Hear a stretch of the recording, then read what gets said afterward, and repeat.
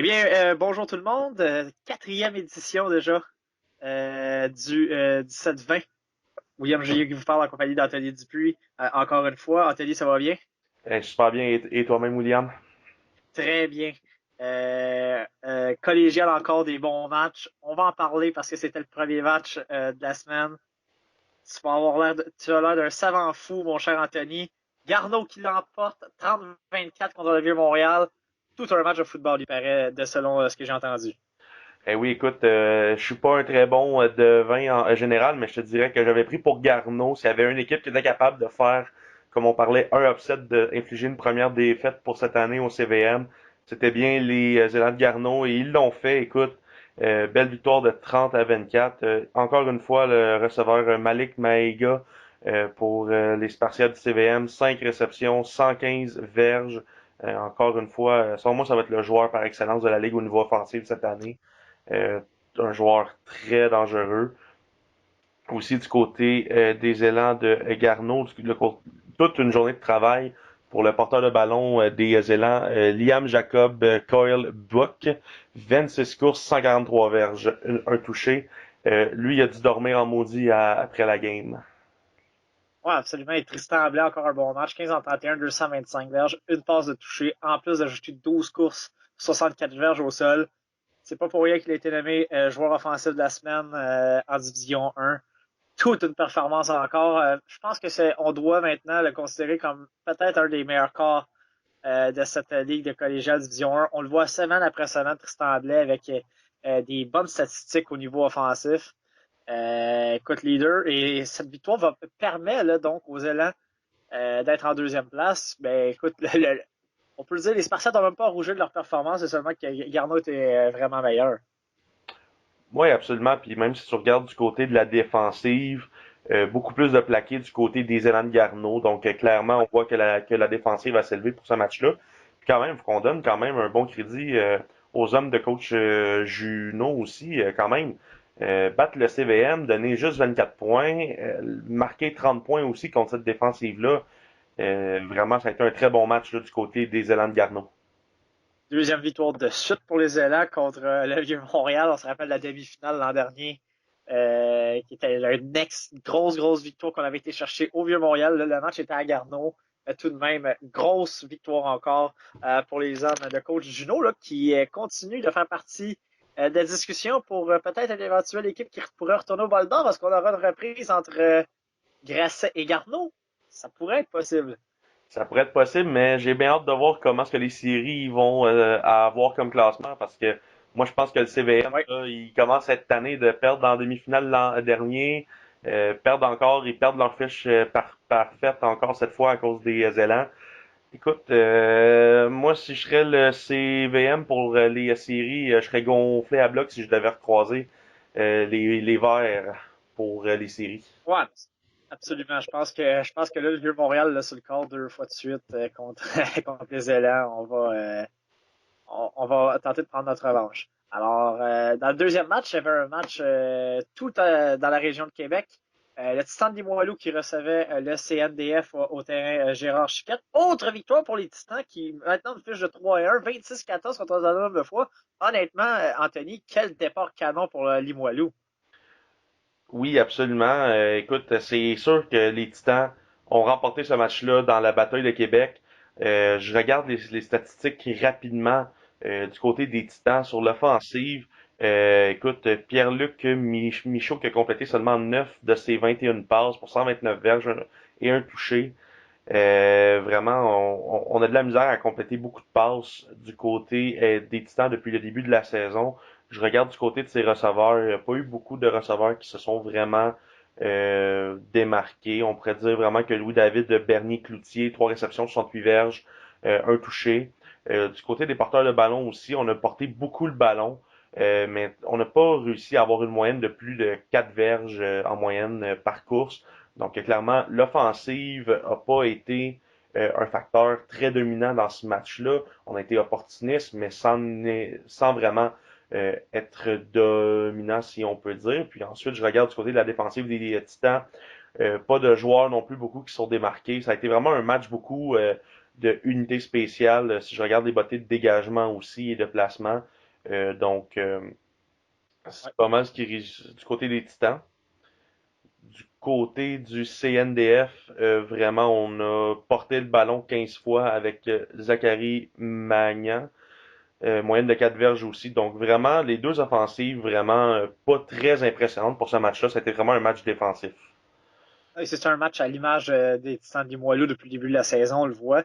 La défensive fait du bon travail. Je pense qu'il faut donner beaucoup de crédit au coordinateur défensif de Limoilou qui fait du bon travail parce que semaine après semaine, on regarde les statistiques et c'est souvent des matchs, à part le match, la seule défaite de Limoilou contre André Grasset. Oui, on avait marqué 42 points quand même contre les Villosons dans un match quand même offensif, mais sinon, c'est des victoires là, comme on avait battu Lennoxville 16-1 la semaine dernière. Voilà, c'est des petits matchs qu'on a gagnés du côté du Titan de Limoilou, à part le 42-33. Donc, ça va être typique, je pense, de cette formation-là tout le reste de la saison. Puis aussi, juste pour mentionner, du côté des Titans, le batteur de précision, Felipe Forteza, quand même 4 en 4 avec un simple Ouais. aussi. Clairement, il a marqué 15 points des 26 points pour son équipe. Donc, tout un match pour lui là, du côté du batteur de précision. Je regarde aussi du côté de la défensive du CNDF. Encore une grosse semaine pour Mohamed Elchal avec un total de 12 plaqués. Encore vraiment un joueur bien établi sur la défensive du CNDF. Oui, absolument. Et je pense que je pense que aussi du côté CNDF, encore un match serré, hein, tout de même qu'on a joué. On s'est pas fait les suites depuis le début de la saison.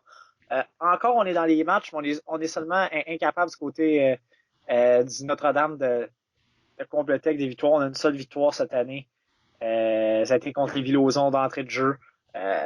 Mais voilà, on est toujours dans les matchs, mais on est incapable de compléter la plupart du temps. Et ça pourrait faire mal éventuellement pour une des dernières places donnant accès aux séries. Oui, je suis d'accord avec toi. Ce qui m'amène aussi au prochain match. Moi, j'avais pris pour les Faucons pour ce match-là. Je me disais une moyenne de plus de 45 points par Ouais. match à chaque fois. Je me disais, ah, ça va être cette offensive-là qui va gagner ce match-là. Ben non, je me suis trompé. Pas comme Garneau. Les Cheetahs du Cégep de Vanier qui l'ont emporté 40-22 sur les Faucons du Cégep de Lévis-Lauzon. Tes impressions sur ce résultat-là, William? Ouais, écoute, pas surpris. J'avais pris Vanier pour gagner ce match-là. Je pense que Vanier est en mission. La défaite la semaine d'avant contre le Vieux-Montréal dans un match très serré on savait que ça mettrait les Cheetahs vraiment très agressifs pour leur prochain match. C'est les Villosons qui ont goûté à la médecine. Éloi La Tendresse, encore un bon match. 12 en 20, 220 verges, une passe de toucher.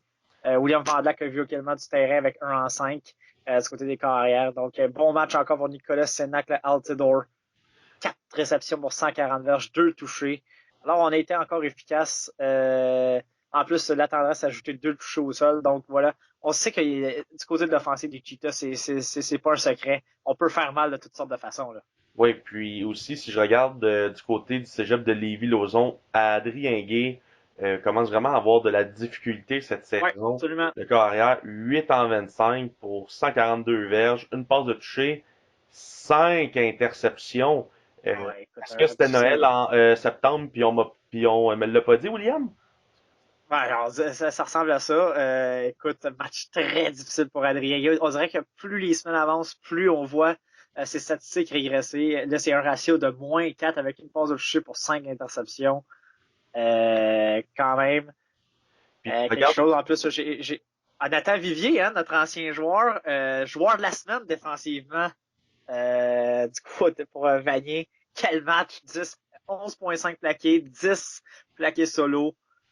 Écoute, tout un match pour notre ancien protégé, Anthony. Oui, absolument. Puis justement, je pense que c'est un gars qui le mérite, qui travaille fort, est en avance sur son temps quand il est Recru, en arrivé. plus.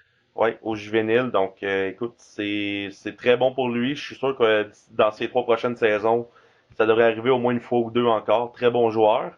Puis, donc, ce qui fait le tour pour ce match-là, ce qui m'amène à un autre match, le match que tu as été assisté, je crois, William. Ouch! Ouch! Là, c'est pas le bon score. Ça a fini 58-24 pour Grasset. Là. Sur le site, on marque 59-25. Sur place, c'était 58-24. Difficile pour les Géants, honnêtement. Ils ont pris les devants 7-0. On s'est dit, oh, est-ce il va se passer quelque chose? Ensuite, on a forcé Grasset à dégager. Les Géants étaient dans le match.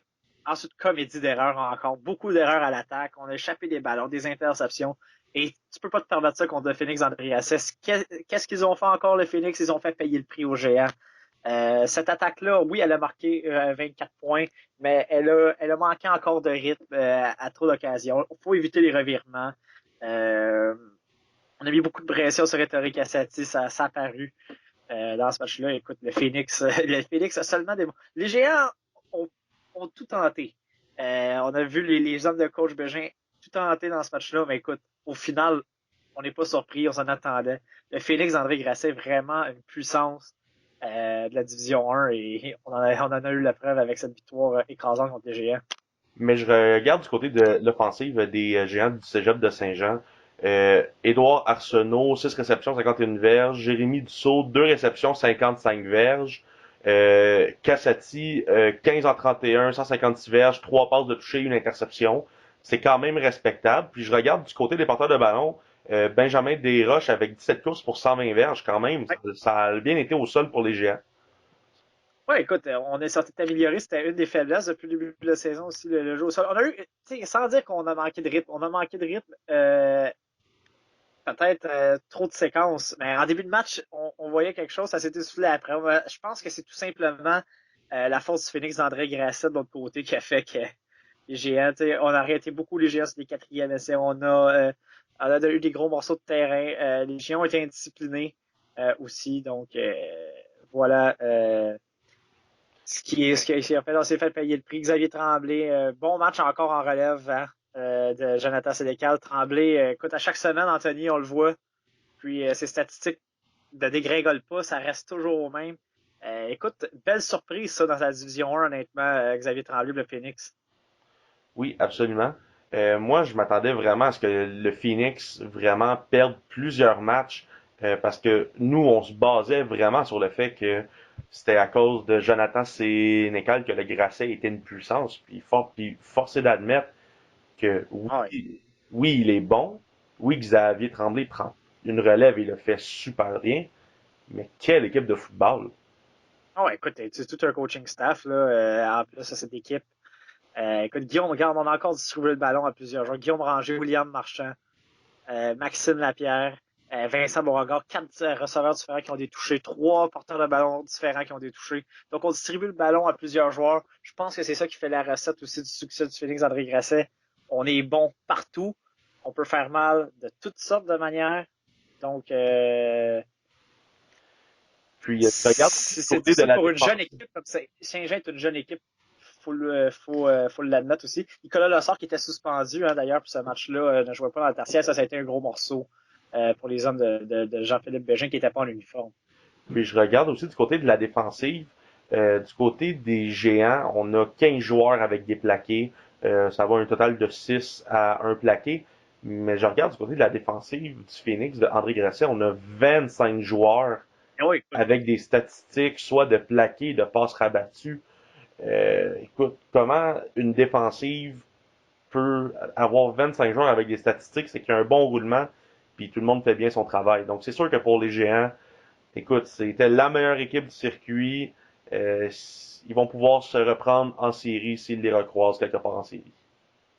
absolument. Donc, et la profondeur, c'est ça qu'on dit du côté du Phoenix André Grasset. Je pense que la profondeur, même les joueurs de profondeur sont aussi bons que des partants ailleurs la division 1. Ce qui nous amène Au dernier match, Anthony, une grande première à Lennoxville. Victoire des Cougars, 44-10 contre Lionel Groux. Pas de surprise, honnêtement. non, est-ce qu'on va finalement revoir les Cougars qu'on a connus durant les dernières saisons? C'est un score qui laisse entendre. Ça fait du bien de voir les Cougars qui remportent finalement un match. C'était sûr que ce match-là, l'équipe qui allait perdre ce match-là allait tomber vraiment dans le bas du classement. C'était un match, comme on avait dit la semaine dernière dans notre autre épisode, qui était baromètre justement pour savoir qui allait se classer où. Puis il faut quand même le dire, je pense que les Cougars ont bien relevé le défi. Du côté Vraiment, ce qui a fait la différence pour les Cougars, c'est vraiment le jeu au sol. Le porteur de ballon, Alec Boulian, avec 10 portées, 113 verges. Très bon match pour lui. Puis on a quand même distribué le ballon aussi à Edouard Wanadi, à Suleiman Camara, aussi à J. Nico Downey. Tout un touché au sol. Ah ouais. Donc vraiment intéressant de voir quand même qu'on répartit le travail du côté des Cougars. Du côté des receveurs de passe, ça a été très tranquille parce que le corps arrière, Lucas Boulanger, 7 en 14, 86 verges, une passe de toucher, puis son remplaçant aussi, Michael Caparelli, 4 en 5, 22 verges. Donc le jeu par la passe du côté des Cougars, plus difficile, mais au moins au sol, on a eu un très bon match.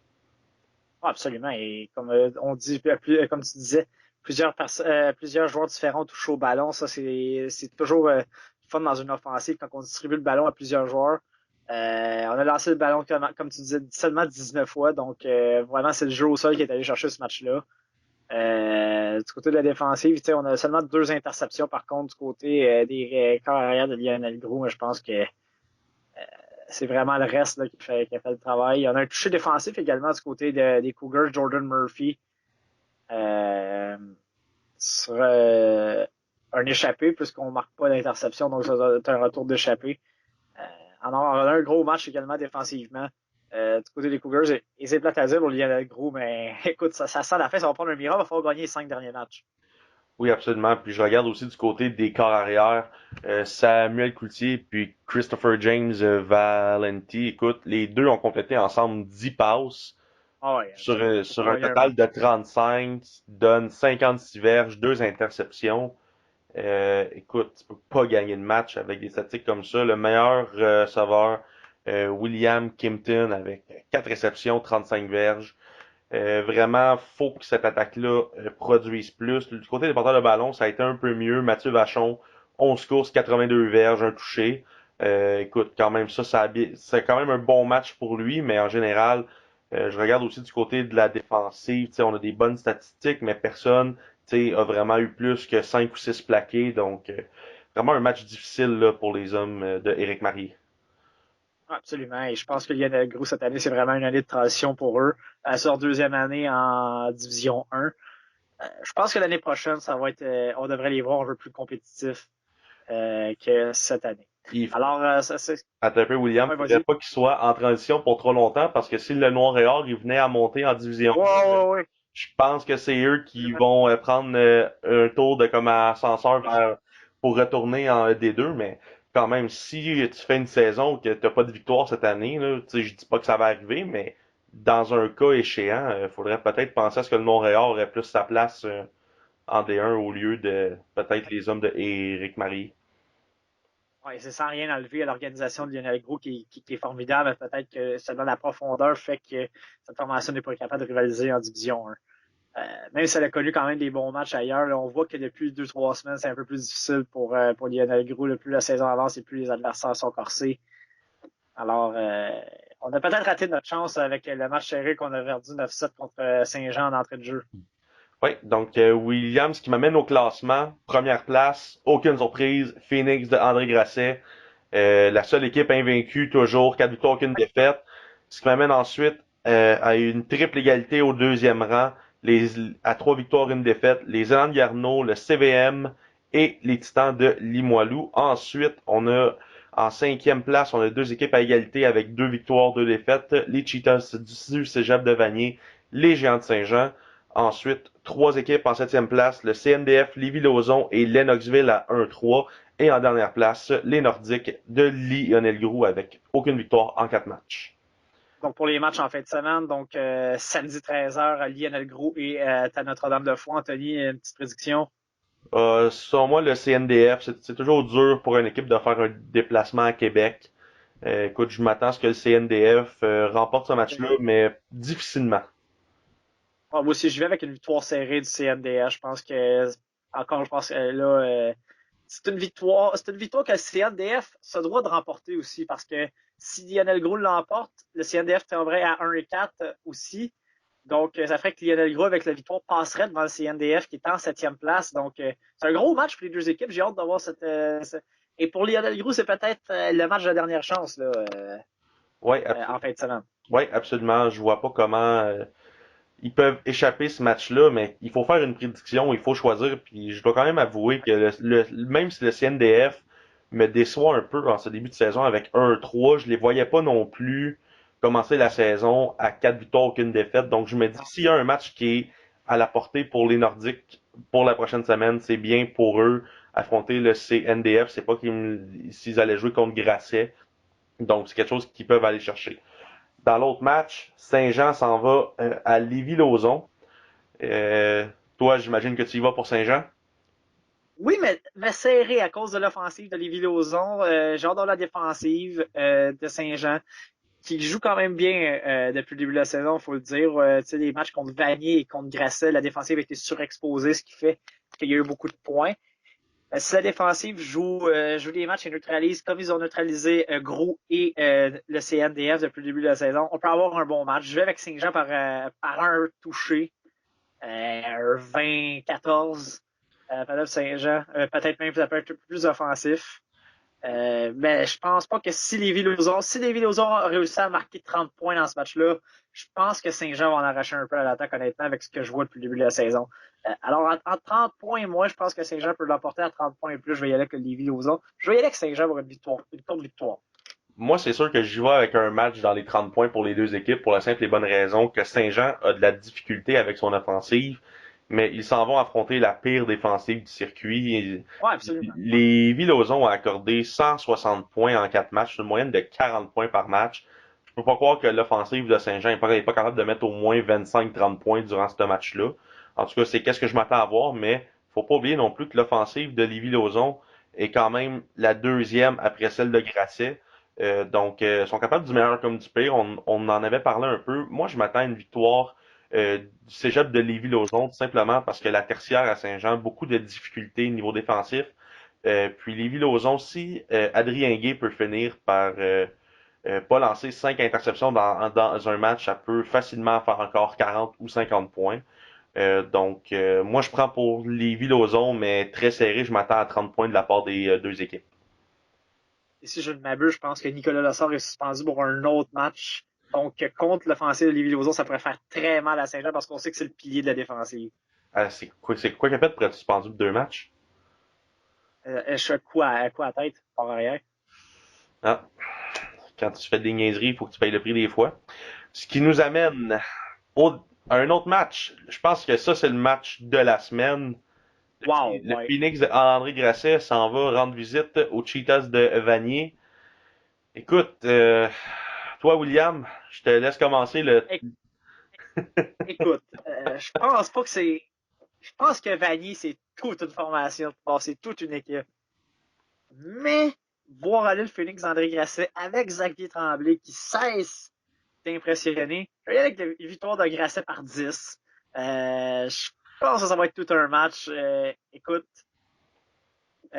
c'est malheureux que je coach à 17h parce qu'on a un match à 5h le soir au cégep du côté pour PML parce que je serais là présent ce soir-là pour Grasset-Vanier. C'est tout un match après moi. Mais avec Grasset par 10, pour la simple et bonne raison qu'il a encore Tremblay, 16 impressionné. Grasset a trop de profondeur. Je pense que la profondeur de Grasset est meilleure que bien des équipes collégiales. Donc, je vais y aller avec Grasset pour cette simple et bonne raison. Je serais pas surpris que Vanier l'emporte. Non, moi j'y vais avec Vanier, tout simplement. On sort d'un très bon match en fin de semaine passée. Euh, Si les Cheetahs ne battent pas le Phoenix de André Grasset en fin de semaine, je pense qu'on peut presque dire que ça va être une saison parfaite pour Grasset. Puis moi, les saisons parfaites en D1, je crois pas vraiment à ça. Donc, je me dis que c'est en fin de semaine que la route s'arrête pour Grasset. Écoute, ça va être un match serré. Je m'attends pas à ce que Vanier gagne par 20 points. Ça va être par une possession, mais je vais y aller avec Vanier. C'est un très bon choix. Ensuite, Limoilou est au Vieux-Montréal. Écoute, pour le Vieux-Montréal, c'est un match piège parce que le Titan Limoilou est également 3-1. Le Titan va arriver avec le couteau entre les dents. Écoute, s'il fallait que le Titan l'emporte, là, ça serait le piège de 4-1. C'est un gros test pour Limoilou. C'est là qu'on va voir la véritable, euh, la véritable valeur de cette formation contre les gros clubs. On sait que ça a été dégelé contre Grasset, mais ça, on l'a oublié. Je vais y aller avec le vieux, mais je m'attends pas à un carnage. Non, vraiment pas. Moi, écoute, je vais prendre pour le CVM, tout simplement parce que cette offensive-là est juste très bonne offensive. Euh, mais écoute, en même temps, Limoilou sont une belle surprise. Il faut pas prendre ce match. C'est ça, absolument. Il faut pas prendre ce match-là à la légère du côté des hommes de Ronaldo Sagesse. Non, regarde, moi je vais avec la logique que le CVM va gagner par une ou deux Aussi, possessions. Mais je vais avec ça. Limoilou sont 3-1, sont à la même fiche que le CVM. Ça va départager c'est qui mérite d'être en haut ou en bas du classement parmi ces deux équipes-là. J'y vais avec le CVM. Ah, moi aussi, je suis d'accord avec ça. Et le dernier match, Garneau à Lennox. Est-ce que Garneau va affronter le nouveau champion Lennoxville ou le champion Lennoxville du début de la saison? On parle quand même de Garneau qui vient de battre le CVM. Donc écoute, Je vais avec les élans. ouais, écoute, moi j'y vais avec Garneau absolument. Je pense que Garneau sont vraiment en train de prouver qu'ils appartiennent au top 3 de la division 1. Donc, pas de surprise de ce côté-là. C'est dommage pour les Cougars. Un match à Knoxville sur le campus de Bishop, c'est toujours difficile. T'as les initiations du côté de hockey, du côté de Lennox qui vient déconcentrer sur le bord du banc. Mais je pense que cette année, on n'a pas démontré assez de belles choses encore du côté des Cougars pour que ça fasse une bonne avantage comme dans les dernières années.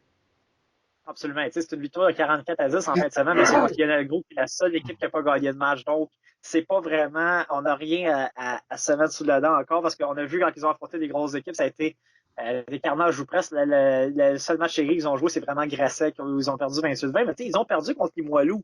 Donc, on va voir la vraie valeur. Mais Garneau doit se méfier quand même de Lennoxville parce que si cette équipe-là explose pour vrai, elle peut revenir assez rapidement dans le peloton. Oui, absolument. Mais je crois quand même que Garneau cette année va être une puissance. Ouais, et je suis d'accord avec toi là-dessus. Ce qui nous Donc, amène, on s'en va en fin de la D1, donc on s'en va en D2. yes. Donc, Euh, si on fait le tour, une petite facile pour les Lynx. eh oui, écoute, un beau petit 43-0 contre Sherbrooke à Sherbrooke. Vraiment, ça a été une domination totale des Lynx. Je regarde du côté du carrière des Lynx, Noah Legros, 17 en 31, 300 verges, 3 passes de toucher, 2 interceptions. A distribué son ballon surtout à Benjamin Madran et Frédéric Haché. Euh, pour le pour le premier, 4 réceptions, 128 verges, un touché. Vraiment, tout un match pour eux. Et du côté du jeu au sol, pour Marvick Paquette, 13 courses, 90 verges. Donc, ça a bien été de ce côté-là pour les Lynx. Je pense que l'offensive a bien été en général, autant la passe que le jeu au sol. Puis du côté vraiment de Sherbrooke, écoute, du côté de Zachary Côté, le carrière, 612, 46 verges. Et son remplaçant, Jérémy Boisvert, est 0 en 5. Euh, je pense que ça va pas bien cette année du côté des volontaires de Sherbrooke. Il y a eu 3 receveurs de passe. Personne n'a une moyenne de plus de 10 verges par possession. Du côté des porteurs de ballon, écoute, Alexandre Mercier, 8 portées, 27 verges. Donc vraiment, cette C'est offensive-là a vraiment vraiment difficile. été shut down par Nicolas Melsbach. Je regarde du côté de la défensive, il y a eu un gros match à souligner du côté de Thomas Poirier-Steben avec 10 plaqués, 3 cités, 11,5, une interception, 2 passes rabattues. Tout un match pour lui du côté de la Ouais. défensive. Ensuite, dans un autre match, c'était le premier match du week-end du côté de la Division 2. Ton ancien entraîneur Marc Loranger, Beauce Appalaches, était en visite à Tedford. On l'avait dit, il n'y a pas vraiment de surprise. Tedford l'emporte 38-13.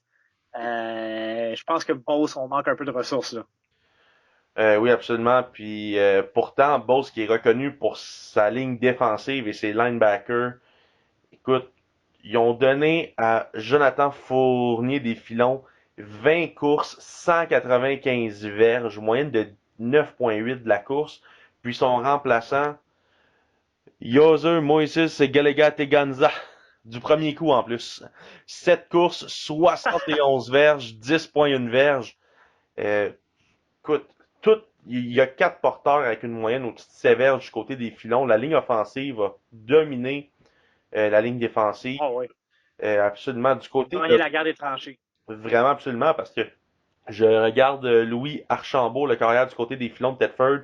11 en 21, 113 verges, 2 passes de toucher, rien de, tu sais, à tout casser. Super belle game pour lui, mais rien de impressionnant de ce côté-là. Non. Mais du côté là, des porteurs de ballon, c'est tout un match. Du côté de Basse-Appalaches encore pour Jérémy Desmeules, 11 en 32, 160 verges. Faudrait compléter vraiment plus de passes que juste environ 33%. Puis ensuite, je regarde du côté des receveurs de passe, tu sais, 3 réceptions, 63 Ouais. verges pour Gabriel Gaulin et Isaac Dallaire. Donc, rien de vraiment impressionnant. Même au sol, écoute, du Ça a été côté deux de touchés, mais Beauce, ça explique la distance. Ça. Raphaël Fortin, 11 courses pour 19 verges. Donc vraiment difficile du côté de l'attaque de Beauce-Appalaches. Puis je regarde du côté de la défensive, une belle performance de Joseph Sauvé avec 7 plaqués, 10 assistés, un total de 12 plaqués. Très, très bon match pour lui. Puis je regarde du côté aussi de la défensive des Filons de Thetford. Il n'y a pas beaucoup de plaqués. On n'a pas eu à faire beaucoup de choses. Ça sonne beaucoup comme des passes qui sont incomplètes. Vraiment, donc pour les hommes de Marc Loranger en Beauce, va falloir commencer à trouver des solutions assez rapidement parce que ça pourrait commencer à sentir la Détroit pour l'année prochaine. Ouais, malheureusement. Et donc, voilà, il va falloir profiter peut-être des matchs contre les autres formations. Là, c'est déjà 0-3 pour Beauce-Appalaches et rien vraiment à se mettre sous la dent. Aucun match serré là-dedans. À part peut-être le match où on a perdu par 13 d'entrée de jeu contre Edouard Montpetit, mais c'était un début de saison vraiment pour les Legs à ce moment-là. Mais on avait perdu 19 seulement la semaine dernière par contre Sherbrooke. C'était vraiment deux formations où les offensives, on le voit par les statistiques et on le constate à chaque semaine, des offensives là, complètement éteintes de ce côté-là qui manque beaucoup de ressources. Absolument. Donc ça nous amène à un autre match. John Abbott, le a eu Qui a chaud, encore eu la difficulté a eu chaud contre pour une les Nomades deuxième du RIP semaine de de suite. Montmorency. Écoute, 16-12 pour John Abbott. Qu'est-ce qui se passe? Écoute, John Abbott qui est faut le dire, 3 victoires, aucune défaite. Bon, après, on a gagné le premier match 39-10 contre Sherbrooke, mais la semaine dernière, ça avait été difficile. On avait gagné par un seul touché contre Thetford, 25-18, et là, 16-12 contre les Nomades. Écoute, moi, John Abbott, là, oui, est en tête, mais écoute, c'est pas facile, là, ce que je vois. Mathieu Boudreau a encore quand même un bon match. À 13 en 26, 136 verges, une passe de toucher, une interception. C'est rien à tout casser, mais écoute, il n'y a rien d'impressionnant encore pour les Highlanders de John Abbott. On marque pas beaucoup de points. puis vraiment, c'est le jeu au sol qui, encore une fois, été mené par Elijah Williams, 25 courses, 160. C'est un des meilleurs de la division. Là. Ouais, ouais, ça, on va le mentionner à chaque semaine. Ce joueur-là est dominant, s'en va dans le U-Sports. Va être bon, 25 courses, 178 verges, moyenne de 7,1, un touché. Mais quand même, euh, moi, je comprends pas que John Abbott n'a pas marqué plus de points que ça. Puis vraiment, tout un match pour les Nomades, parce qu'on donnait pas cher de la peau pour les Nomades pour ce match-là. Non, non, écoute, ils se sont présentés encore à Montmorency devant nos partisans. Donc, les partisans ont eu un bon match. C'est une défaite honorable. Je reste que c'est une victoire morale pour les Nomades dans ce cas-là. On sait que les hommes de Pat Gregory du côté de John Abbott sont dans les favoris année après année pour participer à la grande finale du Bol d'Or en D2. Et là, les Nomades viennent leur donner toute une frousse. Avec cette victoire. Donc, on va peut-être pas alors penser à commencer à prendre conscience un peu du côté de John Abbott. Ça fait 2 semaines de suite. On a gagné par un touché la semaine dernière. On a seulement marqué 25 points. Là, on en marque que 16. On gagne seulement une courte victoire par 4. Là. Un touché et c'était une victoire pour les Nomades. Là. Puis quand même très surprenant, le jeu de passe du côté des Nomades, très bon en fin de semaine contre John Bien Abbott. fonctionné, ouais. Le corps arrière, Jérémy Martinet, 17 en 32, 269 verges, une passe de toucher, une interception. Les receveurs de passe, on a 2 receveurs de passe avec une moyenne de 18 de 13 et un autre de 36 verges. Donc vraiment, on a distribué le ballon, ça a bien été du côté du jeu de passe. Du côté au sol, ça a été quand même correct. Écoute, Difficile. euh, Très euh, difficile. ouais, très difficile, mais quand même, on a réussi à courir le ballon quand même. Rien d'impressionnant non plus. Donc, mais quand même, moi, je pense que les Nomades, en ce moment, sont 0-3, sont derniers dans la division 2. Mais leur début de saison, leurs 3 premiers matchs étaient contre les Diablos de Trois-Rivières qu'ils ont perdu par 4 points, 32-28. Ensuite, affrontent les deux 16 meilleures points contre équipes, Valleyfield. affrontent contre le Noir et Or et là contre John Abbott. Donc là, on peut dire que là, c'est une cédule qui est plus facile qui s'en vient pour les Nomades. Donc moi, je m'attends à ce que les Nomades en perdent pas plus qu'une ou deux jusqu'à la fin de la saison. Ouais, écoute, je pense que la place en série, sans dire qu'elle est assurée, je pense que Montmorency peut y croire. Là. Et s'il avait fallu qu'on aille chercher un de ces matchs-là contre une des grosses formations, là, ça aurait pu être le top 4 qu'on aurait pu viser du côté des Nomades. Là. Ouais, mais moi, je trouve ça un peu dommage parce que le premier match contre Trois-Rivières, c'est comme un match qui peut aller d'un côté ou de l'autre. Ouais, Puis après ça, back à back, t'affrontes les deux meilleures équipes. C'est quand même un peu, ils sont à 0-3, ils vont remonter, mais quand même, c'est quand même un peu dommage pour eux. Euh, ouais mais ils n'ont rien à rougir de leur performance. Et dans le dernier match, Anthony, Valleyfield s'est fait donner une frousse par l'Outaouais, là, honnêtement, une victoire par 2 points seulement, 31-22. Il y en a plein qu'on pensait que Valleyfield s'en allait écraser l'Outaouais. Ouais, absolument. Moi, c'est le genre de match que je m'attendais par 50 points. Est-ce que c'est l'Outaouais qui a bien joué? Est-ce que c'est Valleyfield qui a levé le pied? Une chose est sûre, il faut qu'on donne du crédit aux Griffons de l'Outaouais pour Oh, oui. avoir réussi à tenir le Noir et Or. Du côté de l'Outaouais, un très bon match pour le carrière. Xavier Gervais, 15 en 19, 200 verges, une passe de toucher, une interception. Très bon match pour lui. Du côté des receveurs de passe, sa cible favorite, Simon Riopel, 9 réceptions, Très bon. 133 verges, une passe de toucher. Donc, très belle On a bien couru le ballon. On a bien couru le ballon aussi. Emmanuel Brochu, 23 portées pour 105 verges, 2 touchés. Donc, ça a bien été offensivement quand même du côté de l'Outaouais. Ouais, puis du côté défensif aussi, je regarde Justin Dupri puis Tommy Libéraux. Chacun 9, 8 plaqués, dizaines de plaqués, un safety, 3 plaqués pour perte, une passe rabattue. Donc quand même très belle performance pour eux. Puis ensuite, quand je m'en vais regarder du côté du Noir et Or, là, ça a été C'est difficile pour Gabriel Cyr-Dandurand, là. ouais, ça a été vraiment difficile. 7 en 14, 88 verges, 2 passes de toucher, mais 2 interceptions. Quand je regarde, on a complété des longs jeux, mais ça a été pas mal juste ça. Une fois que les grosses passes ont été faites, parce qu'on a deux receveurs qui ont une réception pour 30 verges et plus. Ensuite de ça, Martin Blais a capté les deux passes de toucher sur courte distance. Et c'est ses 2 seules réceptions du match. Ouais, non, c'est ça. Puis ensuite, le jeu au sol, on est reconnu du côté du Noir et Or. On fait beaucoup de jeux au sol durant un match. On est habitué d'au moins 25-30 portées par match. Là, on était avec une quarantaine. Puis écoute, Xavier Daou avec 20 courses, 125 verges, un touché. On a aussi donné beaucoup de répétitions à d'autres porteurs. Donc vraiment, du côté du Noir et Or, on n'a pas été capable de s'installer durant le match et d'avoir une offensive vraiment qui produit au fur et à mesure. Ça a été des gros jeux par-ci par-là, puis on a capitalisé près de la zone début.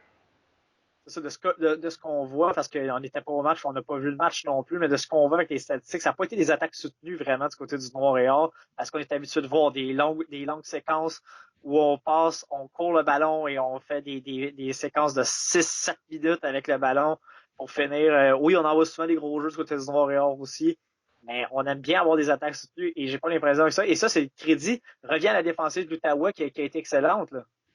Oui, oui, absolument. Puis moi, je m'attendais vraiment à ce match-là soit un blowout. Puis finalement, les Griffons, quand je regarde leur offensive qui est diversifiée, on court bien le ballon, on passe bien le ballon. Puis le corps arrière qui a eu un match solide, vraiment, c'est très bon pour le programme. On s'est fait le tour des matchs pour l'instant. Anthony, juste avec le classement avant d'y aller pour les prédictions. Oui, donc on a deux équipes en tête avec 3 victoires, aucune défaite. Donc le Noir et Or du Cégep de Valleyfield avec les Islanders de John Abbott. Ensuite, en troisième place, deux équipes à 2 victoires, aucune défaite, les Lynx du CEM et les Diablos de Trois-Rivières. Ensuite, deux équipes en cinquième place, les Filons de Thetford et les Volontaires de Sherbrooke avec 1 victoire, 2 défaites. Ensuite, en septième place, avec juste 2 défaites, les Griffons de l'Outaouais. Et en huitième place et neuvième place, Cégep de Beauce-Appalaches et les Nomades de Montmorency avec aucune victoire en 3 parties. Sauf que cependant, je m'attends vraiment à ce que les Nomades battent Beauce, Oh, Outaouais, Sherbrooke, Thetford. Puis après ça, il reste Édouard aussi qui n'ont pas joué dans le top 4. Donc vraiment, pour les nomades, je suis pas trop inquiet pour eux. Non, et Montmorency, justement, en fin de semaine, est en Beauce à Palache. En Beauce, en fait. Je pense que ça va être une victoire pour les nomades. Écoute, c'est dommage pour les hommes de Marc Loranger, mais vraiment, ça va être une victoire facile pour les nomades. S'ils sont capables de rivaliser avec John Abbott et le Noir et Or, je m'attends pas à ce que Beauce soit capable Absolument. vraiment de les arrêter. Dans un autre match, Outaouais s'en va à John Abbott. Écoute, la manière dont John Abbott joue contre sans dire des formations de bas niveau, mais on a eu la difficulté, et la manière dont Ottawa a tenu Valleyfield, ça va être un match encore serré, je pense, pour John Abbott. Ah, écoute, ça devrait pas être un blowout par 40 points. C'est sûr que Elijah Williams, du côté des Islanders de John Abbott, Oh, devrait avoir un très bon match. Mais écoute, moi, je vais aller avec une victoire de John Abbott je par vais deux être Allen. possessions. Ouais, par deux possessions. Un match beaucoup plus intéressant, les Diablos de Oh, Trois-Rivières oui. au Noir-et-Or de Valleyfield. Moi, je m'attends à une victoire du Montréal, mais les Diablos peuvent causer des surprises. Oui, mais serré. Je vais également avec le Noir-et-Or, ça va être très serré. On sait que les Trois-Rivières, c'est une équipe qui aime ce genre de challenge-là. Hein. C'est une formation à chaque année qui est capable d'en causer une surprise de taille à aller battre un Valleyfield ou un Edouard, mon petit. Écoute, je sais pas que ça va arriver. Je pense que le Noir va arriver. Mais je pense pas qu'on va se reparler la semaine prochaine et on va dire que Valleyfield l'a emporté par 60 points. Là, ça serait Ah, non. ça aussi une surprise. Ouais, non, ça serait Euh, bien surprenant. et pour le dernier match, Tedford est à Edouard, mon petit. Tedford fait du bon travail depuis le début de la saison quand même, mais je pense que les Lynx sont simplement trop forts pour Tedford. Oui, sur moi, les Lynx vont remporter ce match-là, mais je pense que Tedford va sortir fort. Très bonne équipe. Donc, je m'attends pas à un match facile pour les Lynx. Donc, ça fait le tour de la division 2. Ouais, alors on s'en va en Détroit. On va commencer avec le Sud-Ouest. Premier match du week-end. Les Cavaliers de Champlain-Saint-Lambert étaient en visite à Shawinigan. Les, C'est facile pour faire. Les électriques n'ont pas causé de surprise cette fois. écoute, les électriques avaient tenu les Indiens de Huntsic et avaient même mené en deuxième demi. Donc, si tu te dis c'est bon signe, c'est fini le temps où on s'est planté par 50 points. Puis malheureusement, c'est arrivé encore. Victoire des Cavaliers 50-6 contre les électriques. Je pense qu'il n'y a pas grand-chose de bon à retenir de ce match-là du côté des électriques. On repart à la Ah, planche à dessin puis on recommence. Je regarde du côté des carrières des électriques, 4 en 12, 23 verges, deux interceptions, une de toucher. Les receveurs de passes, on a un receveur avec deux passes pour trois verges, le restant c'est ah. donc vraiment du côté offensif, ça a été vraiment pénible, même les porteurs de ballon, 8 portées, 35 verges, 11 portées, 9 verges, donc très difficile. Du côté défensif aussi, pas de grosses statistiques à se mettre sous la dent. Du côté des Cavaliers de Champlain, Philippe Pelletier, 26 en 38, 305 verges, 3 passes de toucher, tout un match pour lui. Puis ensuite, son receveur préféré, Zachary Cloutier, 8 réceptions, 184 verges, une passe de toucher. Donc ça a été très bien pour lui durant ce match-là. Du côté du jeu au sol, ça a quand même été plus difficile du côté des Cavaliers. Pas de statistiques vraiment. Ouais, Le meilleur porteur, Brandon Blair, 7 portées pour 50 verges. Pas de toucher. Donc très on a complètement dominé là. par le jeu, du côté du jeu aérien. Hein. Oui, vraiment. Puis du côté défensif aussi, je regarde, il n'y a personne avec plus que 4,5 plaqués. Ça m'indique qu'on n'a pas eu souvent de ballon du côté des électriques durant ce match-là. Donc vraiment, faut repartir à zéro et recommencer du côté des électriques si on veut espérer être compétitif dans les matchs à venir. Absolument. Et dans l'autre match, il y avait seulement deux matchs en fin de semaine. La Nodière était à Saint-Jérôme. Victoire de 40-21 pour les Triades. Alexander Fox qui fait un travail colossal comme entraîneur-chef à la Nodière. Écoute, Charles Picard, le carrière, quel match. 12 en 23, 200 verges, 4 passes de toucher, une interception. On a bien distribué le ballon avec Gabriel Saint-Denis, 4 réceptions, 85 verges. David Chaloux, 2 pour 53. Thomas Gauthier, 2 pour 31. 4 receveurs différents qui ont des touchés. Donc, on a fait du bon travail encore du côté de l'offensive. C'était un peu plus difficile avec le jeu au sol. C'est Zachary le Duc Boudreau qui était le meilleur avec 10 courses pour 67 verges. Mais par la passe, écoute, ça a été une domination sur toute la ligne des triades. Ah oui, absolument. Le jeu par la passe a été dominant durant ce match-là. Puis ensuite, je regarde du côté de Saint-Jérôme, le corps arrière, Justin Fortin des Chênes, Difficile. 10 en 19, 95 verges, son remplaçant James Fournier, 7 en 11, 84 verges, deux passes de toucher par contre, puis aussi Justin Fortin des Chênes, trois interceptions. Donc vraiment, on a changé le corps arrière durant le match du côté des cheminots de Saint-Jérôme. Écoute, la cible, c'est Isaac Gaillarditz avec 8 réceptions, 92 verges, une passe de toucher. Puis le porteur de ballon, Émile Parent-Simard, a eu 19 portées durant le match, ne pu aller chercher plus que 74 verges durant le match. Donc vraiment, je pense que la meilleure offensive va remporter ce match-là, puis c'est ce qui a fait la différence. Ouais, absolument. Donc, pour les cheminots, hein, c'est pas vraiment une surprise, honnêtement. La Nodière, c'est vraiment une équipe qui va rivaliser, qui va finir dans le top 3, j'ai l'impression. Puis, c'est toute une performance qu'on est allé chercher. Et si le jeu par la passe, Charles Picard, là encore des bonnes statistiques. Si on continue à être excellent comme ça, on va faire mal à d'autres formations. Ah oui, on est capable. Puis écoute, une fois que t'es rendu en série, tout peut arriver. Ouais. Donc on. Alors, ça fait le tour. Il y avait seulement 2 matchs. Il y en aura 3, par contre, ce week-end. Saint-Jérôme sera à Antique. Moi, je vais y aller avec les Indiens. C'est pas compliqué. Je pense on est simplement trop fort pour Saint-Jérôme. Moi, je vais y aller avec les cheminots Oh! de Saint-Jérôme. Oh! Tout simple. Écoute, la simple et bonne raison, c'est qu'on s'est fait tenir par les électriques. Euh, Même si on a gagné par 30 points, c'était des points qu'on a marqués au quatrième quart. Je pense que Saint-Jérôme a une meilleure équipe que Shawinigan. Puis si Saint-Jérôme font bien leur tape, puis qu'on a des bonnes stratégies, puis qu'on fait les bons calls durant le match, je pense qu'on est capable d'aller causer une surprise. Donc, moi, je prends un guess.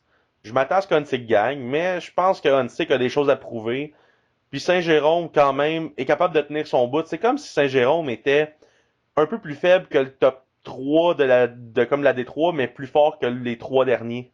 Donc, ils sont comme Ouais. c'est comme à eux de prouver si ils veulent appartenir au top 4 ou au bottom 4. Donc, moi, je m'attends à ce qu'ils veulent faire un statement.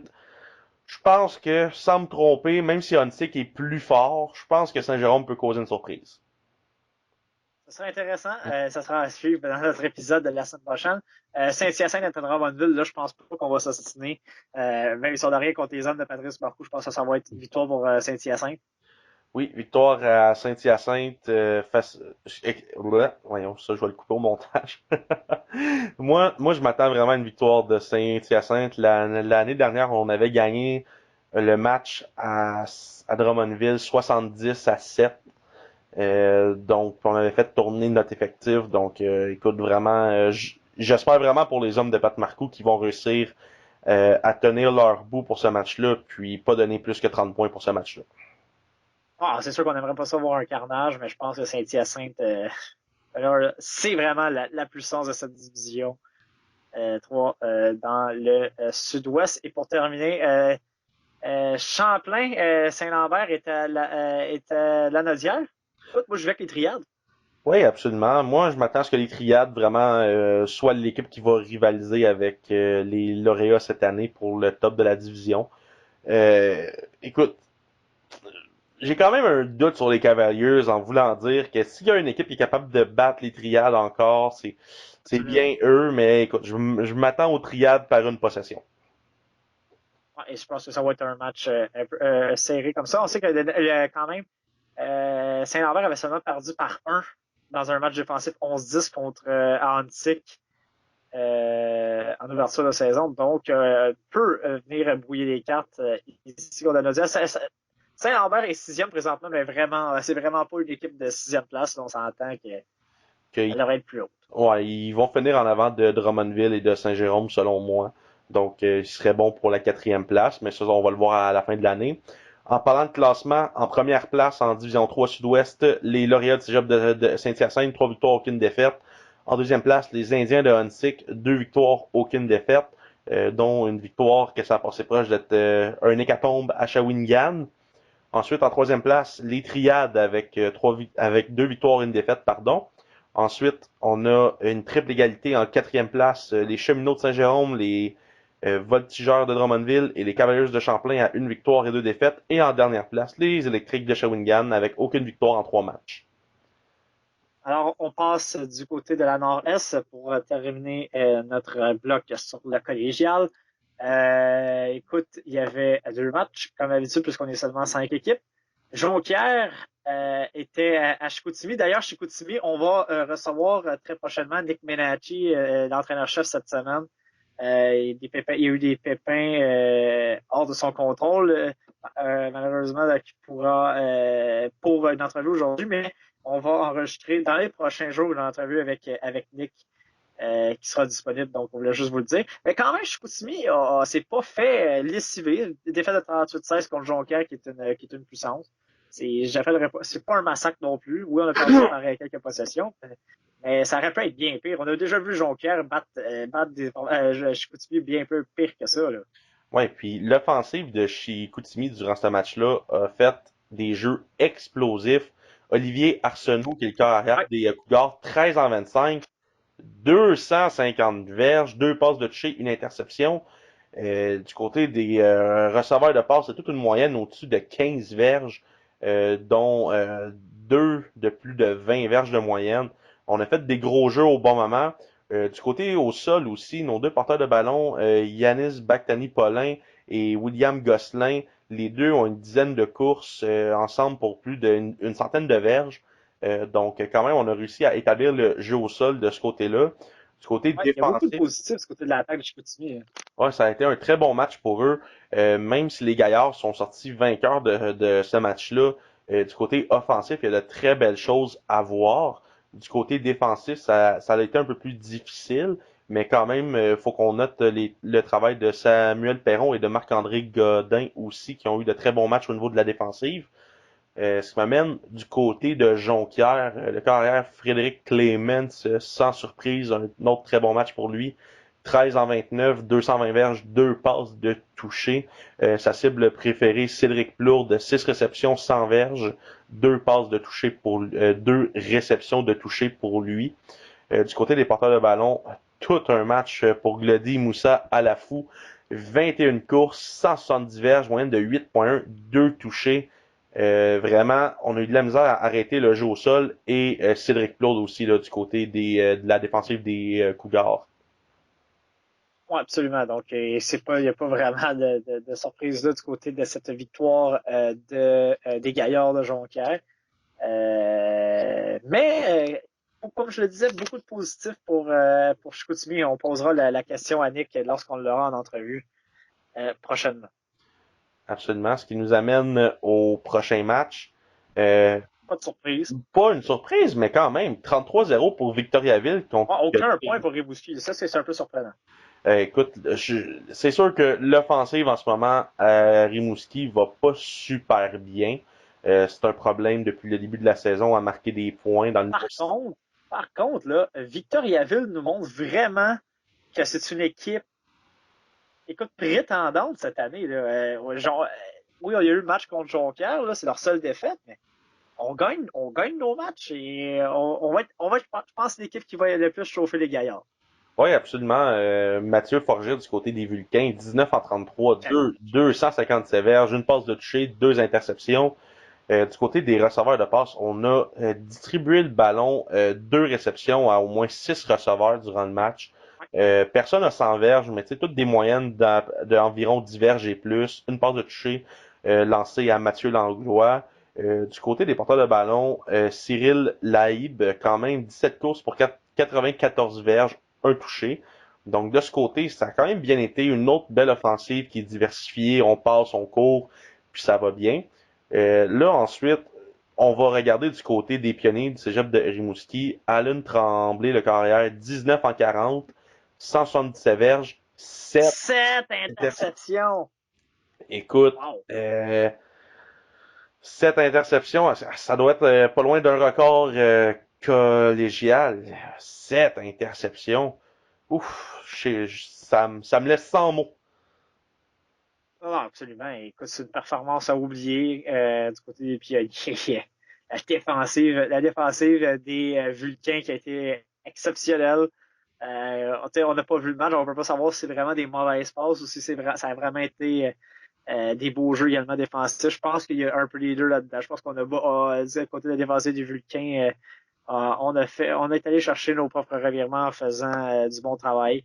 Il n'y a pas grand-chose à souligner honnêtement du côté des Pionniers. Le meilleur joueur à l'attaque, c'était Thomas Desrosiers avec 7 réceptions, 77 verges. Sinon, là, on était à 2,37, 5,29, 1,20, 3,16 et 1 pour -2. Donc, pas grand-chose. Du côté des porteurs de ballon, on a juste distribué le ballon à plusieurs porteurs de ballon, mais 3 porteurs qui ont des courses pour perte. C'est vraiment, du côté de l'offensive des Pionniers, il y a des questions à se poser. Oui, écoute, ça a l'air encore dur de comme implanter le nouveau système de Kevin Nichols, qui est le nouvel entraîneur justement à Rimouski. Euh, Écoute, moi je suis vraiment surpris parce que même si on savait que cette équipe-là arrivait à la fin d'un cycle l'an dernier, je m'attendais quand même à ce qu'avec tout le Ouais. personnel en place, quand même avec les joueurs, la relève, puis tout, écoute, je m'attendais beaucoup à mieux. Bon, écoute, ils vont être en transition pour les prochaines saisons, puis ils vont finir éventuellement par remonter, mais faut quand même dire que les Vulcains sont pas des clients faciles.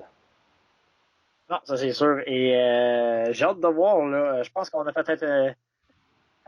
J'ai hâte de voir les Vulcains en série lorsqu'ils vont parce que je le crois qu'ils vont traverser de l'autre côté. J'ai hâte de voir quel genre de position peuvent donner aux formations de la Sud-Ouest. Oui, absolument. Puis je vais tomber dans les matchs qui s'en viennent en fin de semaine. Ouais. Jonquière à Rimouski, la meilleure équipe contre, selon moi, la pire équipe cette année. Écoute, il y a pas de question. Là. Je pense que ça va être Jonquière et facile. Si Victoriaville l'emporter 33-0, je m'attends à un 40, 50-0, 50 points au moins en faveur de Jonquière. Avoir d'une surprise énorme, là, ça serait. Écoute, si Rimouski bat Jonquière ou même joue un match serré, ça va être une victoire morale, ça va être une surprise de taille. Oh oui, moi je m'attends à... Écoute, en fin de semaine, il y a deux matchs vraiment inégaux, soit Saint-Hyacinthe à Drummondville et Jonquière à Rimouski. Ça va être deux matchs là, qui vont être à haut score pour une des deux équipes, mais ne sait-on jamais, on pourrait avoir des belles performances de ces deux Ouais. équipes-là, mais avec les règles de 3 puis avec ce qu'on peut voir dans les résultats, ça regarde pas bien pour ces deux équipes-là. Dans l'autre match, on a les Cougars de Chicoutimi qui sont en visite à l'Apocatière. Ça, c'est le match de la fin de semaine. Ouais, Deux c'est un bon match. Ça. Ça va être un très bon match. Est-ce que la Pocatière va tomber à 3-1 et devancer les Cougars au classement final ou les Cougars de Chicoutimi vont aller mettre les deux équipes à 2 victoires et 2 défaites pour se battre pour une place en série? Écoute, je vais y aller avec les Cougars sur une victoire très serrée, genre par une possession, ça c'est ça. Ça peut même faire finir par un placement, par un toucher de sûreté. Écoute, je m'attends à un match serré. Ça va être une belle guerre. Je pense que ça va être un excellent match. Je vais y aller avec les Cougars. Moi, je vais y aller avec l'Apocatière pour ce match-là. Qui joue quand même bien, faut le dire. Très Ils bonne jouent très bien. équipe, beaucoup de profondeur, une belle surprise. Ils étaient dans le fond du classement dans les dernières saisons et l'année dernière et cette année démontrent de très belles choses. Ça va être un match Ouais. intéressant. Il est pas présenté sur le web malheureusement. Ça aurait été un match que j'aurais aimé beaucoup pouvoir assister. Moi, j'y vais avec les Gaulois tout simplement parce que ça serait la logique des choses, mais les hommes de Nick Menachi peuvent aller là et causer une belle surprise et remporter ce match-là. Ouais, absolument. Donc, pour terminer avec le classement, Oui, donc les Vulcains du Cégep de Victoriaville sont premiers en 4 matchs, la seule équipe avec 4 matchs, donc 3 victoires, une défaite. Ensuite, on a double égalité en deuxième place. L'Apocatière et Jonquière, chacun 2 victoires, une défaite. En quatrième place, les Cougars de Chicoutimi avec une victoire, 2 défaites. Et en dernière place, Rimouski, aucune victoire en 3 rencontres. alors c'est ce qui fait le tour pour le collégial. Donc, on va s'en aller. On va faire juste Une petite pause et on revient avec Junior Senior, U-Sports et également des résultats dans les divisions provinciales au juvénile. Alors, on est de retour, donc, avec, dans le Blitz, avec évidemment les résultats des autres ligues. On commence avec Junior et Senior. Anthony, quels étaient les résultats des matchs du week-end? Donc, pour commencer, dans le junior, les Raiders de Châteauguay l'ont emporté 28-22 contre le Bataillon de Québec. Un très bon match côté des deux équipes. Le, voyons, tabarnak, je vais te finir par le dire. L'hostie de bataillon, Bataillon. bataillon. Et les Bataillons passé proche de remporter leur premier match. Aussi, dans un autre match quand même assez serré, les Packers de Greenfield Park l'ont remporté 26-16 contre les Riders de Ottawa. Donc, ce qui nous amène justement dans les classements. Donc, en première place, invaincus en 4 matchs, les Packers de Greenfield Park. Ensuite, on a les Bulldogs de Laval à 3 victoires, 1 défaite. Les Raiders de Châteauguay à 2-2. Les Ottawa Junior Riders à 1 victoire et 3 défaites. Et le Bataillon de Québec, aucune victoire en 4 matchs. Donc, juste pour dire aux gens, les Packers en 6 matchs sont invaincus parce que dans les NFL également, 2 victoires, aucune défaite. Grosse victoire en fin de semaine dernière contre les Vikings, mais bon, on va arrêter ça là. Euh, Alors, Senior maintenant? oui, donc dans le senior, il y avait 3 matchs qui étaient à l'affiche en fin de semaine. Les Panthers de Montréal l'ont emporté 60-25 contre les Mustangs. Donc un match vraiment à l'avantage des Panthers. Dans un autre match, les Bulldogs de Laval l'ont emporté 45-0 contre le Phoenix de Trois-Rivières. Quand même une surprise parce que le Phoenix de Trois-Rivières se bat pour la deuxième et troisième place. Donc on s'attendait peut-être à un meilleur match du côté du Phoenix. Et puis dans le dernier match, sans vraiment de surprise, les Huskies de Saint-Jean qui l'ont emporté 39-7 contre les Mercenaires du Saguenay. Les Huskies qui sont toujours deuxième derrière les Bulldogs de Laval au classement. Et les Huskies jouaient juste après nous samedi après-midi au stade. Et les Saguenay qui est arrivé avec, je pense, c'est 22 joueurs seulement. Donc, c'est un peu difficile. Ben, c'est souvent ça qui arrive quand t'es dans le senior, t'as des gars qui sont en vacances, des gars qui ont des Et jobs. surtout avec un voyagement très loin comme ça. Ouais, non, c'est ça. Donc, tu sais, t'as des gars aussi souvent que, comme je te disais, c'est que quand tu t'en vas jouer au Saguenay, il y a bien des gars des fois ou ailleurs, tu sais, les gars, ils font pas le voyage à cause de la famille, de la job, des choses comme ça. Donc, souvent, il y a des résultats qui sont pas équivalents réellement à cause, justement, que c'est du senior avec tout ce que ça inclut, là, euh, avec. Exact. Donc, maintenant, on va passer avec, je vais y aller avec les résultats rapidement des divisions provinciales au juvénile 1 et 1B. Dans la division 1, il y avait donc 5 matchs, puisque 10 équipes de représenter. L'école secondaire du Triolet, les Harfans qui l'emportent 25-9 contre Armand-Corbeil. Armand-Corbeil qui a un début de saison très, très difficile pour un programme qui a été au bol d'or, là, je pense que c'est 4 fois dans les 6 dernières années ou quelque chose du genre. Très difficile cette saison. Ensuite, le gros match du week-end, c'était le séminaire Saint-François qui était au Collège Charlemagne, victoire de 17-14 des séminaires contre Charlemagne. Ensuite, l'Académie Saint-Louis s'est fait ramasser contre Curé-Labelle, mais c'est toute une formation, c'est les Loups de Laval. 38-14 la victoire des Loups. Ensuite, l'école secondaire Roger Comtois qui connaît un début de saison difficile, avec seulement 21 points pour et 107 comptes en 2 matchs. Troisième défaite de suite pour Roger Comtois qui s'incline 35-0 contre Saint-Jean-Eudes. Et les Cactus du collège Notre-Dame qui sont allés battre au Sepsum le collège Jean-Eudes par la marque de 27-9. Et maintenant, dans la division 1B maintenant, il y avait... Ce sera pas long. C'était en fait, c'était le premier match était entre le collège de Bourget et le collège de Lévis. Exact. 34 pour Pour de Bourget. Bourget, 30-14 pour le collège de Bourget contre le collège de Lévis. C'était quand même un match déjà vierge. On sait que eux, ils ont le c'est seulement leur deuxième match de la saison pour les formations. Ils ont commencé une semaine plus tard. Ensuite, le Collège Laval qui est allé battre l'Académie des Estacades 39-20. Le Séminaire Saint-Joseph l'emporte facilement 37-8 contre la polyvalente des Deux-Montagnes. 3 des 4 matchs ont été vraiment des matchs à sens unique. L'école secondaire Saint-Stanislas qui l'emporte 47-10 contre Pointe-Lévis. Donc, Collège Laval, Collège Bourget et Séminaire Saint-Joseph ont 2 victoires en autant de matchs dans cette division. Et on va donc terminer avec ce segment avec U-Sports, Anthony. Absolument. Des matchs Sherbrooke, très intéressants. Sherbrooke qui l'a emporté sur le dernier jeu du match contre McGill, 16-14. Absolument. Tout un match. C'était intéressant à regarder. Une chose est sûre, moi j'avais dit après le premier match du Vert et Or contre Laval qu'il était pour être Ouais. une équipe à surveiller cette année. Forcé d'admettre que Sherbrooke, en battant les Redmond, viennent de s'assurer presque d'une place en série. Oui, absolument. C'est toute une victoire. Le joueur du match pour McGill, c'est Finlay Brown. 3 placements.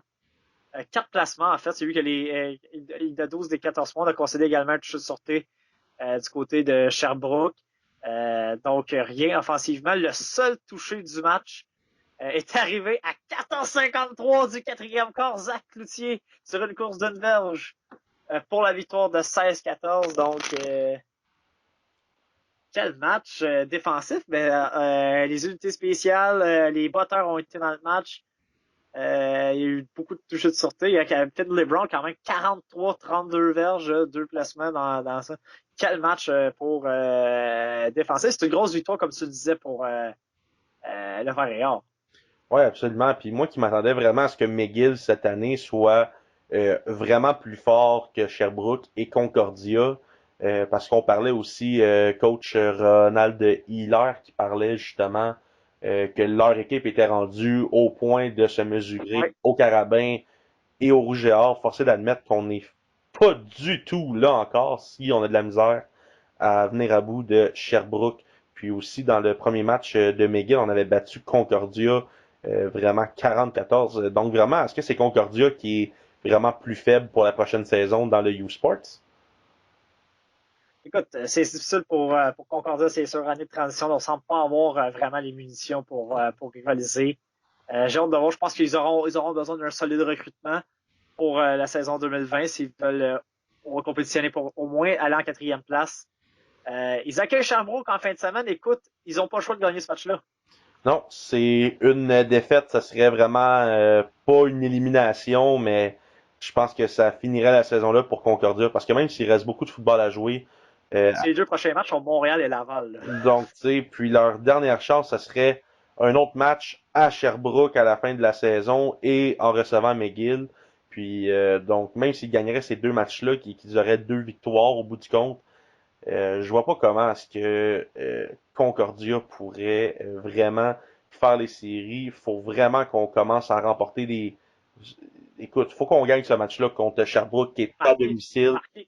marquer des points, là, parce qu'on a seulement 23 points en 3 matchs. Là, on fera pas les séries avec une telle performance à l'attaque. Non, absolument pas. Puis c'est sûr que c'est difficile en ce moment d'avoir affronté quand même McGill, Laval et Montréal, mais juste 23 points, cette offensive-là a beaucoup de difficultés. Puis la défensive va quand même donner beaucoup de points. Donc, écoute, vraiment du travail à faire, mais la saison est pas finie, mais elle pourrait venir assez vite. S'il fallait que tu perdes en fin de semaine contre Sherbrooke, puis là, t'as Montréal et Laval back-à-back, là, ça commence à être un petit peu tard pour les séries. Et l'autre match, c'était le premier des 2 matchs tant entendus. Le Rouge et Or était à Montréal.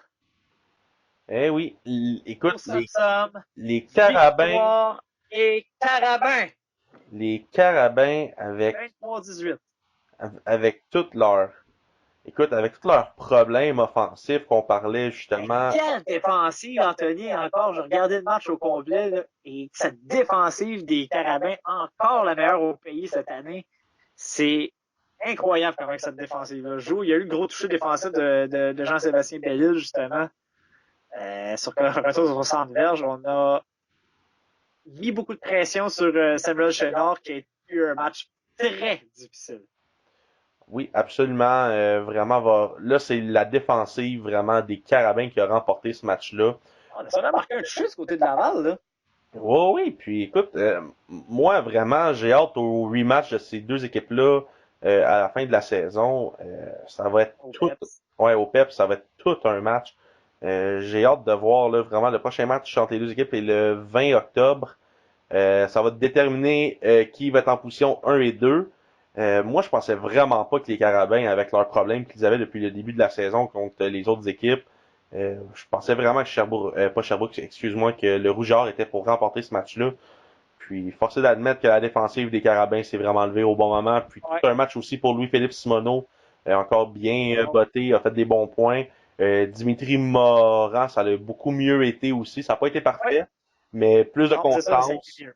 Donc, ça a été plus de constance. Donc, vraiment, c'est... Ensuite, une passe de toucher. Elle a également couru un touché au sol. On a eu une séquence où on a eu juste 64 verges. Il a bien distribué le ballon. Donc, c'est beaucoup mieux du côté de Morin. Alors, on va espérer on va prendre cette performance-là du côté de l'offensive pour les prochains matchs et développer là-dessus parce que c'est une bonne performance. En fait, je dirais Morin a eu sa meilleure performance de la saison au bon moment.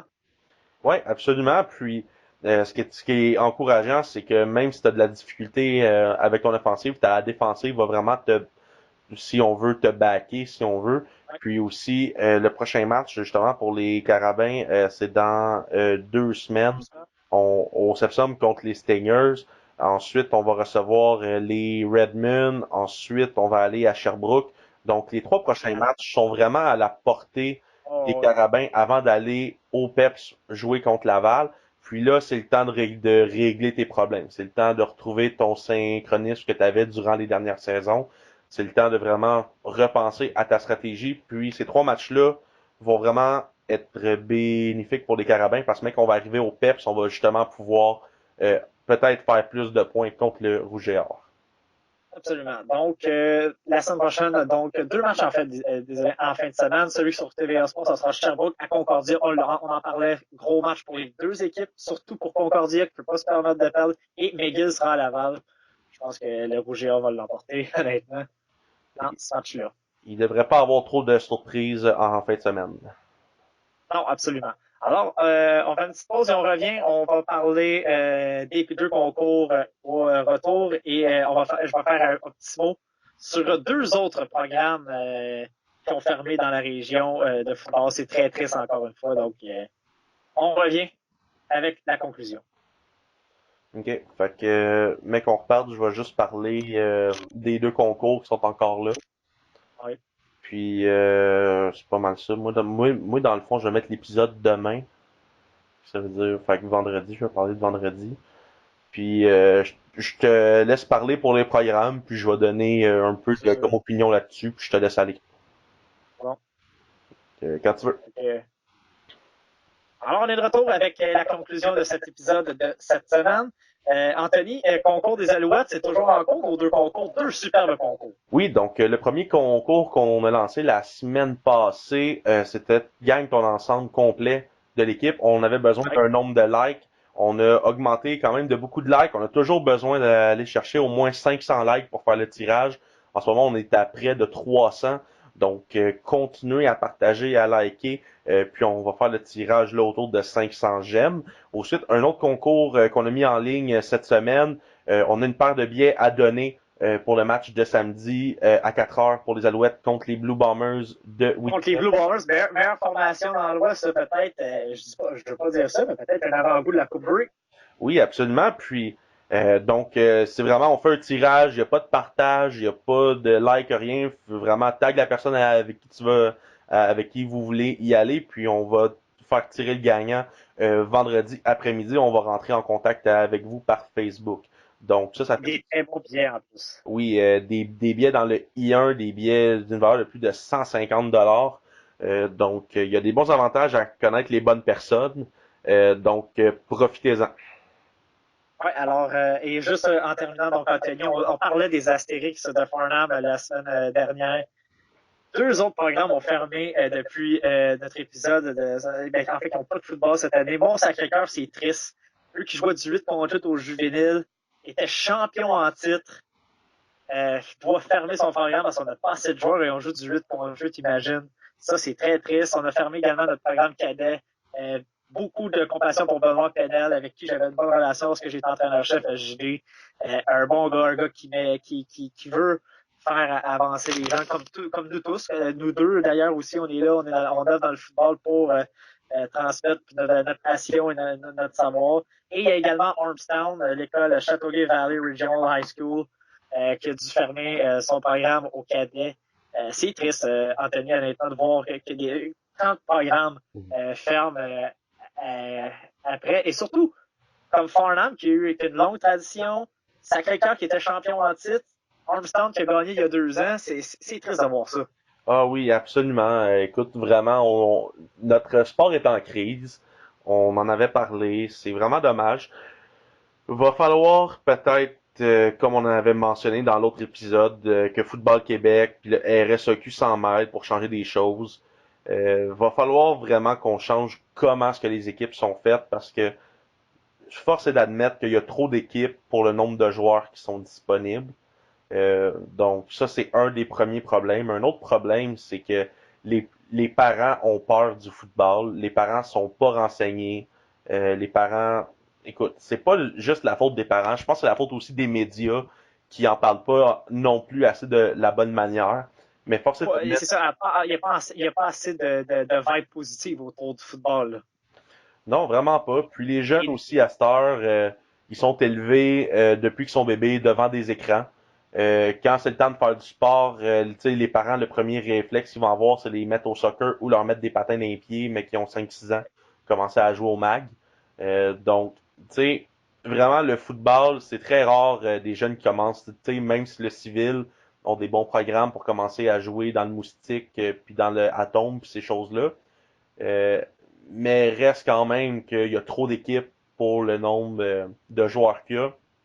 Si je regarde à des places comme sur la rive sud, tu sais, oui, dans le civil, t'as les Diablos, t'as les Grizzlies, t'as Mortagne, aussi dans le excuse-moi, ben dans le scolaire justement, t'as Mortagne, tu sais, t'as JD, t'as PML à Saint-Jean, t'avais tu sais, Armand à Sico avant, tu sais, ou de justement ou ce que j'ai joué mon juvénile, si tu veux, c'est un programme qui existe plus. Éventuellement, tu sais, même au collégial avec Alma, il y a trop d'équipes ouais, pour le nombre de joueurs. Il va falloir que on arrête d'avoir du scolaire puis du civil, qui d'ailleurs est une guerre que j'ai jamais compris le pourquoi, là, tu sais, parce que moi, je suis arrivé quand j'ai commencé à jouer au football, il 15 ans, puis on me disait, tu vas pas au civil, nanana, puis quand que j'allais voir au civil, on me disait, ah, tu vas pas au scolaire, nanana. Va falloir que le scolaire et le civil fusionnent un ça peu. soit ensemble. Va falloir que ça, Et, absolument, puis va falloir faire des ligues de classement, de arrêter de faire du midget, puis du juvénile. Va falloir que les jeunes aient toutes la même catégorie, puis que ce soit par région ou par ville. Écoute, ça n'a aucun sens. Tu sais, moi, qu'est-ce que je proposais comme solution, c'est de faire un peu comme au hockey mineur, où ce que tu as des inscriptions, tu fais des évaluations que, mettons, t'es ABC, si tu veux, ou du 2 lettres, ou peu importe. Puis, selon ton nombre de joueurs, tu fais une équipe de 3A, une équipe de 2A, puis une équipe de A, admettons. Puis après ça, tu fais une équipe à Saint-Jean, tu fais une équipe Rive-Sud, mettons La Prairie, Saint-Hubert, Boucherville. Tu sais, je donne juste un exemple comme ça. Puis ça devrait être géré par les villes et non par des commissions scolaires ou du civil qui est privé. Selon moi, je pense que tu sais, si je prends juste avec exemple ce qui se passe avec chez Hockey Québec, c'est loin d'être parfait, mais sauf que ils ont jamais eu le problème de manque de joueurs, puis face à un problème de manque de joueurs. et c'est des associations de hockey par ville, donc par municipalité. Donc, et je pense qu'on doit s'en aller vers ça du côté du football. Ah oui, absolument. Je pense que le modèle de scolaire est en train de mourir. Pas nécessairement à long terme, mais pour la santé du sport, il faut vraiment qu'on élimine le civil scolaire, qu'on fasse par région, comme au hockey. Tu sais, je sais aussi qu'il y a du hockey scolaire, mais tu sais, ça, c'est très minime comparé à tout le comme hockey civil qui se fait. Mais il va vraiment falloir que ça change parce que à ce rythme-là, non seulement les jeunes vont plus jouer au football, mais c'est pas tous les jeunes qui ont la chance de jouer au football. Déjà là, qu'il y a des programmes qui ferment. Comme tu sais, admettons, par exemple, on parlait à Farnham, il y a un nombre de joueurs, mettons une vingtaine qui peuvent plus jouer parce que c'est pas sécuritaire de jouer à 20 joueurs. C'est parfait, c'est correct. Mais à Cowansville, pas trop loin, t'as des 20-25 jeunes, nan, nan. Pourquoi est-ce qu'on prend pas Fusionner. pour faire une équipe de 40? Mais tu sais, mais là, Ouais. c'est des politiques, c'est deux établissements différents, c'est deux villes différentes. Oui, mais ça, on s'en fout. C'est des jeunes cette année qui ne joueront pas au football parce que pour des politiques ou des orgueils ou peu importe, il faudrait vraiment faire un bassin de joueurs puis faire des équipes en fonction des évaluations, faire des équipes plus fortes, admettons du 3A puis du A. Si tu as une deuxième équipe, selon ton nombre de comme de inscriptions, puis tu vas aller affronter après ça dans une autre ville une équipe à peu près équivalente. Mais bon, ça c'est mon opinion de la chose. Puis toi, William, est-ce que tu as des solutions pour contrer ça? Ouais, écoute, je suis un peu dans la même pensée que toi. Tu sais, je pense qu'il faut que tout le monde s'assoie ensemble, les têtes dirigeantes, que ce soit du civil, du scolaire, et des concentrations au football, et trouver un moyen. Il faut s'asseoir avec la RSEQ aussi. Il faut que la RSEQ fasse son bout de chemin là-dedans. Il faut qu'à un moment donné, on s'interpose et qu'on se pose des interrogations à savoir qu'est-ce qui est le mieux pour le football. Est-ce qu'on faut sauver ce sport-là? C'est un excellent sport et Dieu sait qu'est-ce que le football a apporté à plusieurs jeunes. Euh, que ce soit, on en parlait avec Mehdi d'ailleurs dans notre entrevue, et pourquoi lui il est encore impliqué là-dedans, et pourquoi avec Next Generation, son, je pense que c'est ça. Faut avoir une prise de conscience de tout le monde, comme je l'ai dit, du civil, du scolaire, des concentrations et surtout du RSEQ. Et il faut s'asseoir et essayer de trouver des solutions. Nous, facile à dire, on en trouve des solutions. Si on est rien que 2 sur 172, on n'avancera pas plus. Donc, je pense qu'il faut que tout le monde s'assoie. Et ça prendra, parce que, je me dis, si on attend trop longtemps, on n'aura plus de football. Tandis que si on commence à s'asseoir et qu'on y va progressivement, on va pouvoir sauver le si beau sport qu'est le football. Puis pour les personnes qui nous écoutent, qui se disent ah mais ça serait simple de faire ça, ou qui comprennent pas nécessairement la situation de comment ça fonctionne, t'as du football scolaire, puis t'as du football civil. Pour une raison XY que je pourrais pas expliquer parce que ça date de bien avant nous, il y a une chicane entre le football civil et le football scolaire. Je pourrais pas t'expliquer les raisons de pourquoi c'est comme ça, mais les deux ne s'aiment pas. Nous, William, on a fait notre football en tant que joueur et coaching dans le football scolaire. Puis j'ai jamais rien eu contre personne qui était au football civil. C'était une autre équipe qui est dans une autre ligue que tu verras jamais. Puis chacun fait ses affaires. J'ai jamais compris pourquoi est-ce que quand on parle avec des autres coachs ou des dirigeants, parce qu'il faut pas oublier qu'il y a des gros orgueils là-dedans. Là. Il y a beaucoup de personnes là, qui se Oh, oui. pensent très importants. Écoute, oui, que tu sois responsable d'un programme de football scolaire, que tu sois responsable d'un ou sur un CA d'une équipe civile, c'est bien beau, mais c'est parce que c'est pas pour toi, puis c'est pas toi qui devrais prendre l'argent. Tu devrais faire ça pour les jeunes. Ouais. Puis le football scolaire, vraiment, ne fait pas d'argent. En tout cas, de moi, de ce que je connais du football scolaire, là, de comme qu'est-ce que j'ai vu, il y a personne qui s'en met vraiment dans les poches, sinon je suis pas au courant.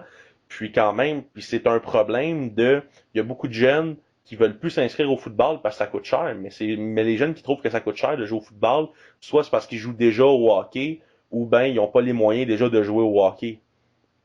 Donc, tout ça pour dire, Exact. faut que autant les personnes au scolaire, autant que les personnes au civil, il y a personne qui va vouloir faire le premier pas parce que sont convaincus que le civil, c'est la meilleure façon de faire que le scolaire. Puis ceux du scolaire vont être convaincus que le scolaire, c'est meilleur que le civil. Mais la vérité, c'est que moi, j'irais m'asseoir à une table, par exemple. Je dis pas que c'est moi qui vais y aller, là, mais tu sais, moi, j'irais m'asseoir. J'ai absolument rien contre une personne qui est du civil, parce que pour moi, j'ai absolument rien contre le civil.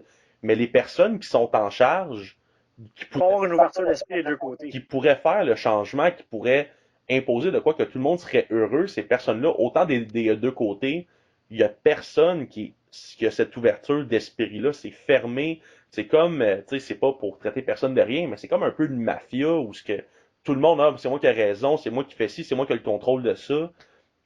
Donc, moi, à la base, je trouve ça bien dommage parce que c'est bien beau que tout le monde a son point de vue, puis il y en a qui vont dire qu'ils ont raison pour X, Y point de vue, puis ils ont très raison, puis c'est des bons arguments, mais au bout du compte, tes arguments sont peut-être bons pour les 5 prochaines années, mais dans 10 ans, quand tu n'auras plus de joueurs, puis ton programme va être à l'agonie, autant scolaire que civil, ben pose pas de question pourquoi tu n'as pas voulu voir à long terme. Donc, Ouais, exact. Donc, voilà, notre sport est malade et il faut en faire pour le sauver. Heureusement qu'on est plusieurs à en parler et qu'il y a des programmes qui survivent, mais là, c'est triste de voir autant de programmes qui ont eu du succès dernièrement, en plus, fermés. Donc, c'est ça qui est encore plus triste. Alors, merci Anthony pour cet épisode de cette semaine. Beaucoup de contenu, encore une fois. Et puis, on se retrouve la semaine prochaine. Et n'oubliez pas nos concours, 2 super concours pour les Alouettes. bon ben, un gros merci Will, passe une bonne semaine, on se revoit la semaine prochaine. À toi aussi. Et juste rappeler que les Lions sont à Philadelphie et que les Packers seront 3-0 lorsqu'ils auront battu les Broncos en fin de semaine. Mais ça, on dit ça comme ça. Que Carson Wentz est rendu nerveux, Anthony. Ah, écoute, moi je pense que je suis plus nerveux que lui en ce moment.